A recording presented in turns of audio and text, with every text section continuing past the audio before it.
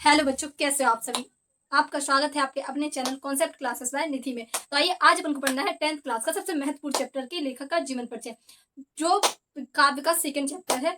इनके लेखक का नाम है गोस्वामी तुलसीदास। ये बहुत ही महत्वपूर्ण लेखक माने जाते हैं 10th क्लास के लिए। इनका जीवन परिचय बोर्ड में आता ही आता है, मतलब 100 में से 90% चांसेस रहते हैं कि इनका जीवन परिचय आएगा ही आएगा। तो अपन इनका आज जीवन परिचय ही देखेंगे। ठीक है, अपन यहाँ पे देखेंगे इनका शॉर्ट जीवन परिचय, और मैंने लॉन्ग जीवन परिचय शॉर्ट वीडियो में डाल दिया है, तो आप लोग आराम से लिख सकते हो। ठीक है, स्क्रीनशॉट लेके। तो आइए आज अपन देखते हैं इनका संक्षिप्त में जीवन परिचय कि आखिरकार इन्होंने अपना जीवन व्यतीत कैसे किया। ठीक है, जिससे इनका इतना नाम हुआ, सब इनका जीवन परिचय याद करते। तो आइए अपन देखते हैं इनका जीवन परिचय। ठीक है, तो आओ। जैसे कि देखो, इनका नाम है तुलसीदास, गोस्वामी तुलसीदास।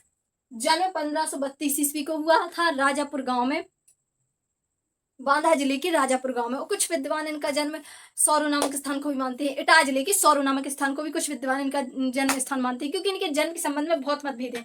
साफ साफ कुछ भी पता नहीं है, लेकिन फिर भी इनके दोहों के अनुसार और इनके लिखने, मतलब जहां से भी ये सामग्री मिली हो, 2 स्थानों को इनका जन्म स्थान बताया गया है। एक तो बताया गया है बांदा जिले के राजापुर गांव को, दूसरा इटावा जिले के सौरो गांव को। ठीक है, अब इसके बाद हम देखें इनकी माता का नाम हुलसी देवी है। इनकी माता का नाम क्या है? हुलसी देवी। और पिता का नाम आत्माराम दुबे।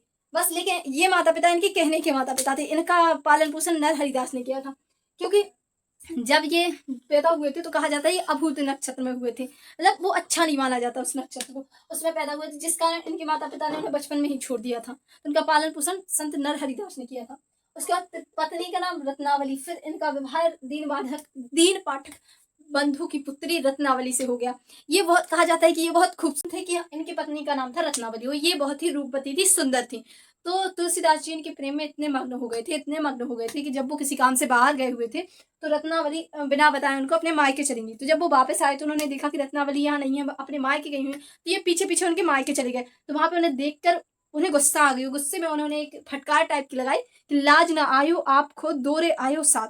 मतलब ये बात सुनकर उनके मन में वैराग्य उत्पन्न हो गया। वे सांसारिक मोह माया से दूर हो गए। उन्हें सांसारिक मोह माया से कोई मतलब नहीं रहा, और फिर वह भक्ति में लीन हो गए।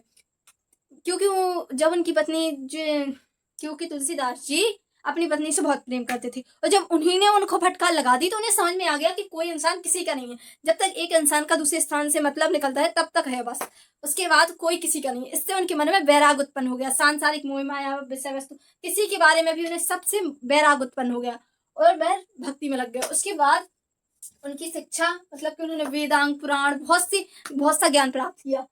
और फिर प्रसिद्ध महाकाव्य लिखा रामचरितमानस। उन्होंने प्रसिद्ध महाकाव्य लिखा था रामचरितमानस। और देखो, अगर पेपर में ये क्वेश्चन गया है कि रामचरितमानस किसके द्वारा लिखा गया है, तो वैसे तो ये नॉर्मल चीजें सबको पता है, लेकिन जब ऑप्शन आ जाती हैं तो फिर कंफ्यूजन थोड़ी हो जाती है।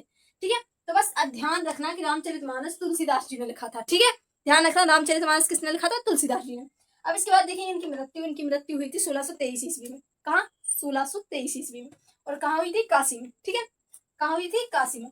और जन्म और मृत्यु के सन अगर आप पेपरों में भूल जाते हो तो मैं पहले भी बता चुकी हूँ सन याद करने के लिए, एक बार फिर बता देती हूँ, बस ध्यान से आप लोग देखते जाना। ठीक है, देखो, अगर तुम्हें जन्म याद है, जन्म जैसे कि 1532 में हुआ और मृत्यु 1623 में, तो इनका जन्म याद है अगर, तो सबसे पहले हम इनकी साल निकालेंगे, ये कितने साल जीवित रहे। तो देखो, 8 साल ये और 40 साल वो, 60 साल वो, तो 68 और 23, तो 20, 78, 88 और 23, 91। तो ये कितने? 91 साल जिए, ये 91 साल जिए। ठीक है, तो अगर तुम धोखे से जैसे कि पेपर देने गए, क्योंकि पेपर के टाइम पे ना बहुत स्ट्रेस रहता है कि ये पढ़ लो, बस यही टाइम है, यहीं पे हमें पढ़ना है, सब रिवाइज करने के चक्कर में अपन ज्यादातर टाइम सन खा जाते हैं, ऊपर से निकलता है पूरा। और देखो, कुछ कुछ बच्चों के साथ ऐसा भी होता होगा कि जब तक पेपर आया और जैसे ही देखा, जब तक पेपर नहीं आया कुछ नहीं, बैठे सब याद है, लेकिन जैसे पेपर आया देखा कि इनका जीवन परिचय आया है, लो,